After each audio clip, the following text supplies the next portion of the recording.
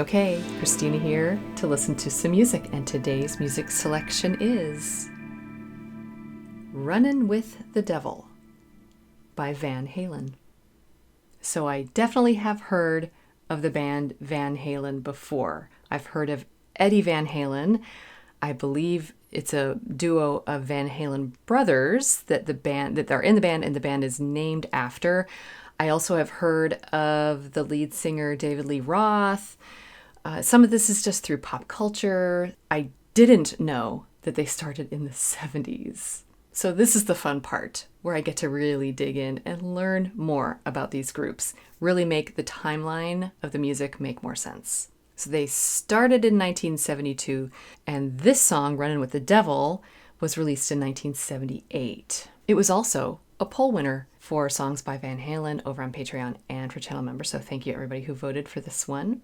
Again, I'm just really looking forward to diving into this band. But also, there's hopefully something here for you all to look forward to as well. I am a professional, classically trained musician, instrumentalist, vocalist, composer, and professor. So we dive into all the little details of this music, like how it was composed, the instrumentation, a little bit of music theory and form and analysis, sometimes some instrument demos, but also how do we relate to this music? Why do we like it so much? Or maybe why do we not like it so much? So, no more delay.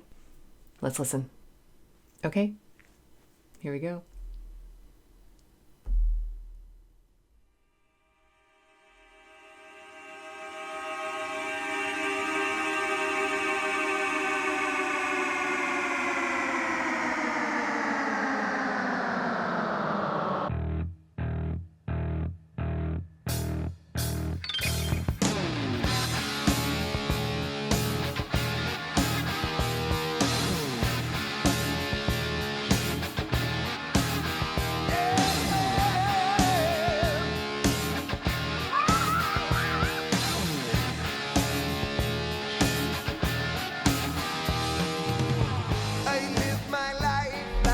Right.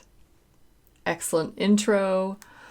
I didn't know where we were headed at the beginning. Were we taking off or was something landing? Or was something driving by? I don't know. But it was the coolest sound. Wow. And so in my journey here with the channel, I'm getting to know like prog music, heavy metal, hard rock. I guess that's the main genre for this. If I'm wrong about that, just let me know. Leave it in the comments. But I'm getting to know what sounds were popular in rock music in the 70s, essentially. And then I'm starting to learn a little bit from the 60s, like we're going through the Beatles on the channel now. And gosh, we haven't really dipped into the 80s a whole lot. But I do kind of know the sound of the 80s because I grew up during the 80s, you know, but I'm just now really putting it together about what the actual sound of the 70s was. So this is experimental. I'm guessing it's not exactly prog. Again, it's more hard rock, right? But there's something sort of electric to it. Dare I say a little bit like Boston? I actually, you know what? I started picturing the cover of Boston, the Boston album, Boston, which I've done the full album of over on Patreon and for channel members. Fantastic album. But, you know, there's like the city that looks like the spaceship thing and, you know, on the cover. That's kind of what I started picturing at the beginning of this. Super cool. And then the bass line entrance and then weird guitar noises and hearing a little bit of, I think that's David Lee Roth and his lovely vibrato. This is cool already. I'm going to back it up a little bit and let's keep going.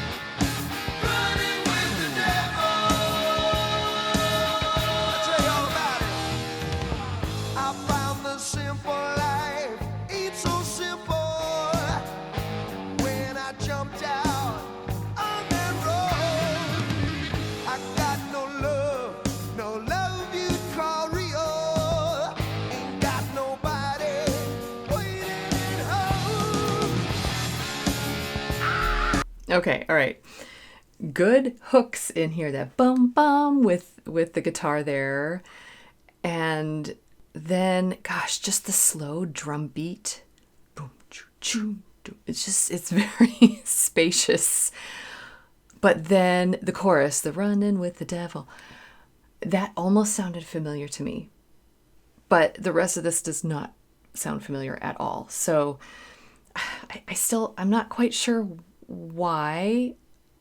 I feel like Van Halen is so prevalent in my mind as to their existence, and I really just never got to hear much of their music at all. So that's not the case for all bands, especially with me dipping into pop music in the late 80s, early 90s. Like I heard some Guns N' Roses during that time and some Aerosmith, but I didn't get to hear very much of Van Halen.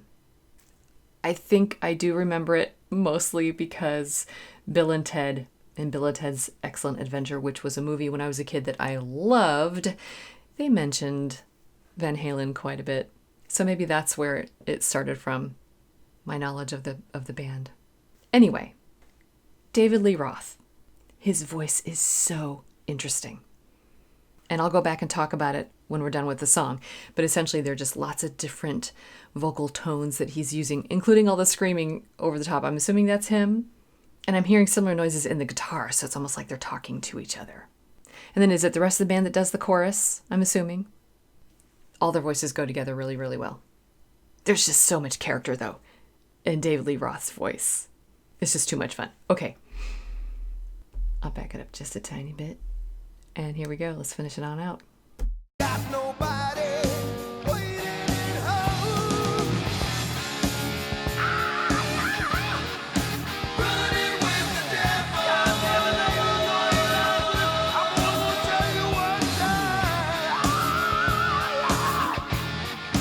Running with the devil.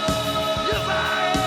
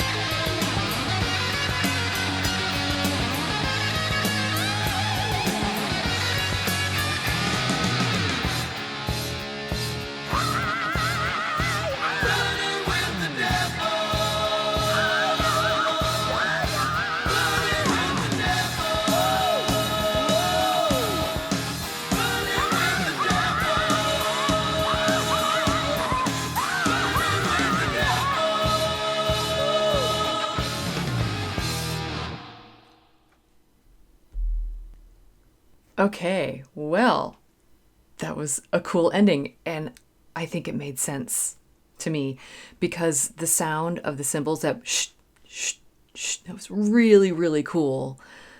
And it sort of started and then it switched to more drum sound. It changed somehow. There was it was doubled and then it went back to the more cut off sound that shh, dampened when it's dampened. And so then that's kind of how the song ended too. It just went shh. And I think without that cymbal gesture there towards the end, I don't think that would have made sense. And I can actually totally see that maybe that's even how they came up with the idea for the ending. Because this is a really thick and rich song. It's going to be hard, to fade it out, to slow it down. They just went shh. And I see how they were setting us up for it. And that's really, really cool. Okay. I tried to catch as many of the words as I could, and it wasn't happening. Let me just take a look at the lyrics. Okay. We've got all of the screams and hollers and everything in the background written in here too. So the intro is like, yeah, yeah, oh yeah. First one, I live my life like there's no tomorrow, and all I've got I had to steal. Least I don't need to beg or borrow. Yes, I'm living at a pace that kills. Maybe we should slow down. Yeah, okay, so we're running with the devil. I get it. Okay, going too fast. All right. Ooh, yeah, running with the devil. Ah, ha, ha, yeah, woohoo. Again, I love it when they write down all the little incidental words, the wordless words and the screams and hoops and hollers in the background. I love it. It's really funny.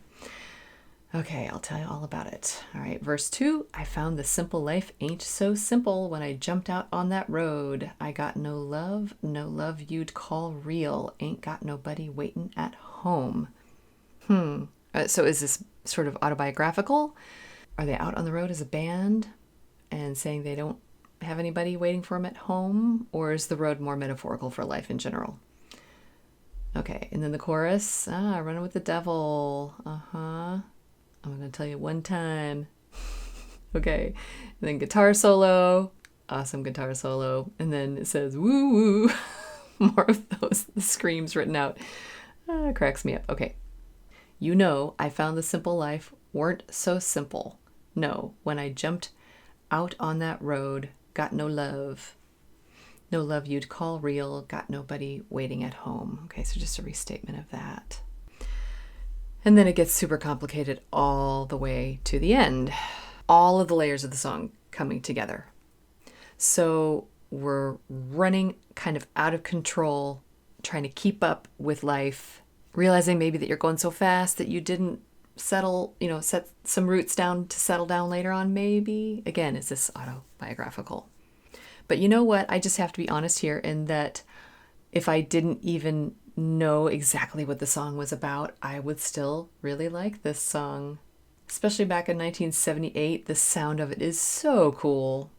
I mean, again, in the opening, you don't know if it's going to be otherworldly or more grounded, and it definitely grounds us. But you know what's interesting is that it kind of grounds us so much, with that opening bass line and then the spaciousness within some of the drumming that almost doesn't lend itself to going too fast and too running. It almost represents the temptation and the emotional feelings, the intensity of being tangled up in the running rather than the speed of the running itself. Interesting. Or maybe this is towards the end of having to run and be going too fast for too long, and they're starting to slow down a little bit. But regardless, there is a cool set of characteristics that is being portrayed through the song. Let's go back to the beginning and hear that awesome opening.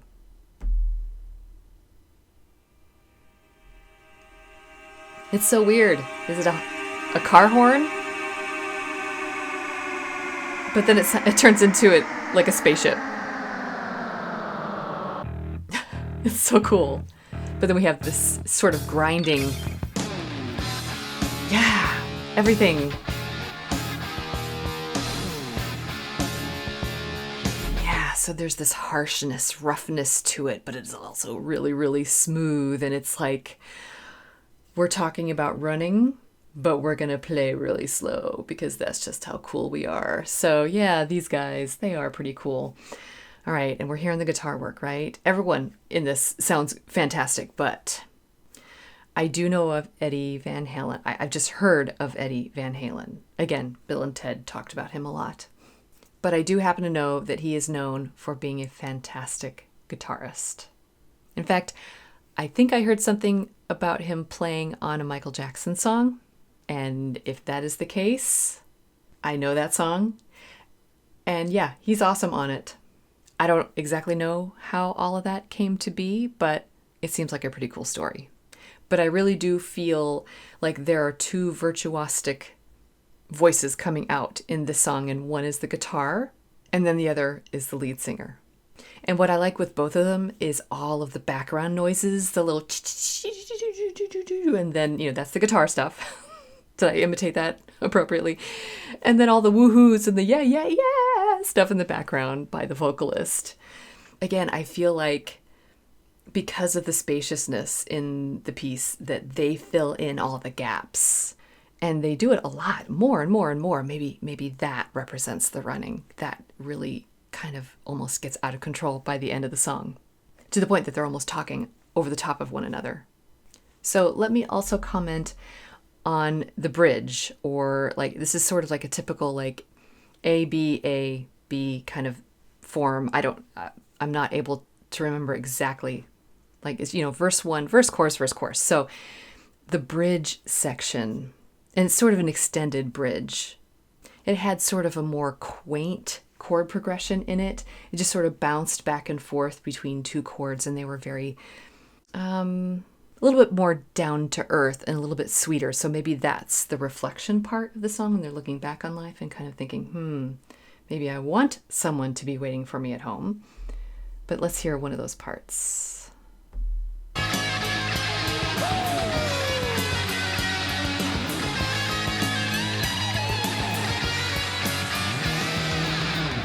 Yeah, so that...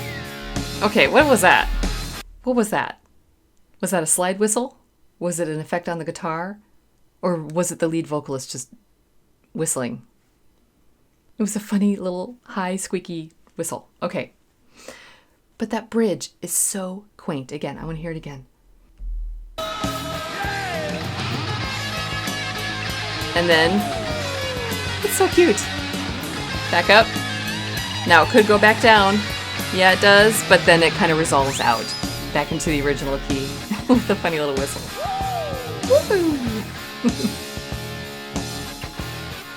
Yeah. Okay, so now we gotta talk about the vocals. So I've always heard of David Lee Roth. I don't know exactly how or where I know his voice. Actually, was there a song about, California Girls? Maybe that's what I know his voice from. Okay, so that's maybe a third song that I know. But I just remember him having a really prominent and somewhat controlled vibrato. And that's not always something that rock singers strive for. But he's got this natural, wide, almost operatic vibrato. So instead of this, it's this, and it's quite dramatic. But then he uses all of the different tones that a person could possibly use, a human voice, for a rock and roll song here. More of a pinched chest voice where it's really thrown out there, and then they add the vibrato in there. But then for all the woo and the screams, you can hear him going up into his head voice or the falsetto even. And you could just tell he's so fluid with all of the different tones. It's quite impressive.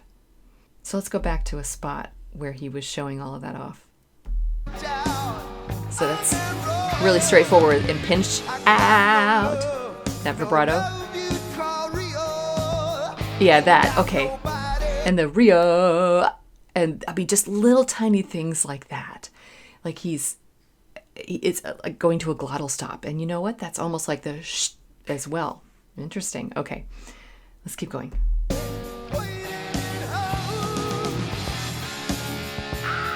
Okay. Another tone there.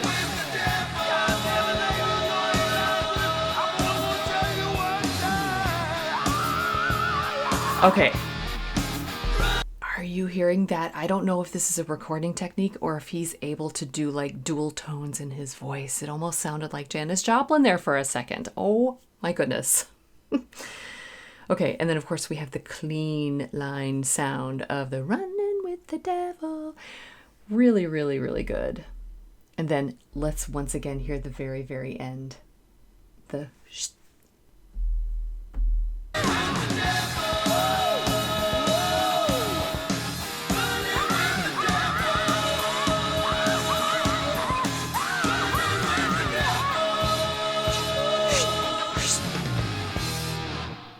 Yeah, just that. And we're done. Okay. I just think it's really, really creative, as was the whole song.